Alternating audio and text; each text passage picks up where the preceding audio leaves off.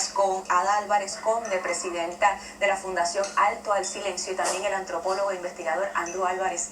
Gracias a los dos por estar acá. Igual, gracias por tu invitación. ¿Fue esto un acto de terrorismo o un crimen de odio? ¿O ambas cosas? Yo creo que ambas cosas están involucradas en esto, y probablemente se escoge este lugar porque es más probable que dentro de un estado como Florida, donde las armas están a la mano, tú no vas a atacar un club de motociclistas allí. No te vas a meterte por un club de reggaetón, tampoco. O sea, vas a buscar un grupo donde tú asumes que tal vez las personas no andan armadas y es más fácil ese tipo de ataque. ¿Por qué no? Pero porque están en contra de la violencia por su naturaleza. Exactamente. Por ende, era más viable ese tipo de ataque. Y luego, pues lógicamente se habla también de los discrímenes personales de este individuo y de su estabilidad mental. O sea, hay una serie de cosas, es multifactorial probablemente el origen de este ataque.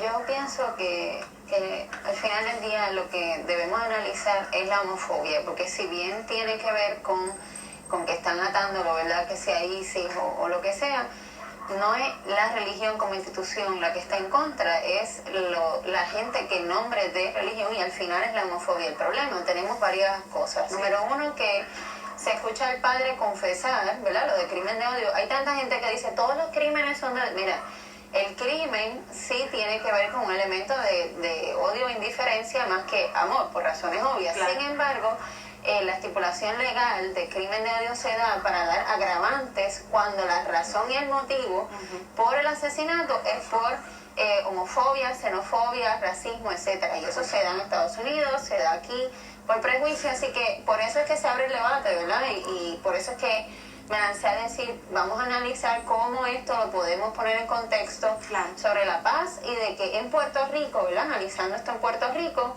no está distante a grupos que dicen, eso es muchos derechos, ya eso se ha cubierto, ya no hace falta. Hace falta mucho por hacer, no solo contra la homofobia, sino la xenofobia. Todavía siguen los chistes que insultan, ¿verdad? Sí. A los inmigrantes, todavía existe el racismo, y estar hablando de que si el pelo malo, que es bonito, que es feo.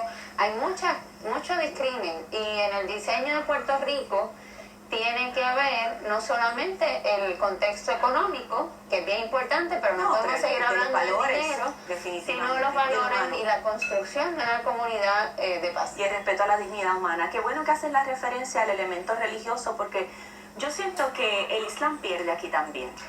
En la medida en que se sigue distorsionando, ¿verdad? Se sigue distorsionando lo que realmente representa esa religión. Y vi que el Huffington Post estaba reseñando que cientos de musulmanes se unieron en oración por las víctimas de esta masacre. Y es que sacan de contexto algo, ¿no? Hay religiones, hay gente dentro de las religiones. Tú tienes sectas dentro de una religión. Tienes personas que pueden ser sumamente conservadoras, tienes extremistas, es decir, fundamentalistas de todas clases. Tú cuentas cristianos que obviamente probablemente sean casi tan violentos como son algunos musulmanes extremistas, y los vas a ver en todas partes del mundo.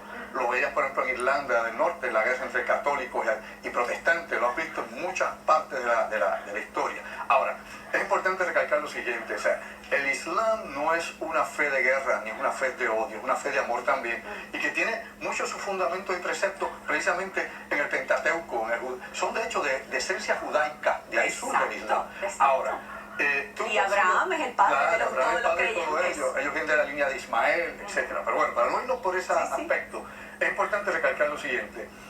Tú encuentras a cualquier individuo de estos que simpatiza con un grupo, el que sea Estado Islámico, sea Al-Qaeda, sea el que aparezca en el mundo. De última hora, hay tal vez 40 grupos islámicos diferentes haciendo terror en diferentes partes del mundo. Pues se asocia con uno, sea a Boko Haram, el que tú quieras.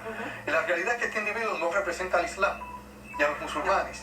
Este tipo de personas se identifican con esta causa tal vez para poder cubrir un fallo personal, o tal vez unos prejuicios que pueda tener esta persona, o inclusive un desequilibrio mental. Y pienso que ISIS se aprovecha de eso. Yo no creo que ISIS realmente estuviera detrás de, sino que se aprovechó del momento y dijo, bueno, pues... El Estado Islámico o Daesh, la mayoría de las operaciones que se dan en Europa y se han dado en América, no son ni siquiera coordinadas con el Estado Islámico. El Estado Islámico tiene la política de apropiarse de ataques de los llamados lobos solitarios. Se apropia de este ataque para darse promoción. Es parte de la demagogia que ellos tiran al mundo para crear este terror colectivo. Este muchacho nunca habló con el Estado Islámico. Sí, de hecho, si tú buscas alguna relación que él pueda tener, la tiene precisamente con unos seminarios que le da una persona asociada con el Talibán, no con el Estado Islámico. Así que esto han creado una novela rarísima. Está todo confuso. Exactamente. Y tienen mucho que ver con los discursos de odio, porque Claro. date cuenta Quiero que que en me tomes términos de la política estadounidense tenemos unos contrastes fuertes, ¿verdad? Con una persona como Donald Trump, que lo primero que dice es, mira, no hablaste del Estado Islámico, mira, por eso mismo no quiero musulmanes aquí. Inclusive dijo que esa era excusa o era razón para que no haya inmigración, y el muchacho nació en Estados Unidos.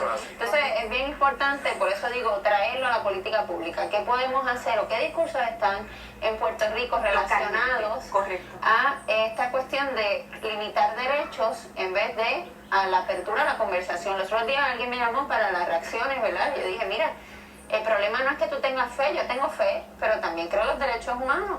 Y no es Dios el que mata, son los hombres en nombre de Dios que se apropian. Y si lo vemos, hasta eso era, ¿verdad?, llamado pecado usar el nombre en vano. O sea, tú no puedes decir Dios es malo porque pasó esto, y todos los musulmanes y todos los cristianos, porque si bien hay historias en la web y estamos viendo, ¿verdad?, pastores que lamentablemente reaccionaron negativamente y con nuevamente lenguaje homofóbico, también están otros que oraron como los musulmanes que estuvieron allí, y a eso es lo que tenemos que aspirar, a que nos unamos en esta crisis para enfrentarla y que no vuelvan a pasar y tomar las medidas. Completamente de acuerdo, gracias por esa exhortación. Gracias, Andrew, gracias, Ada. Seguro.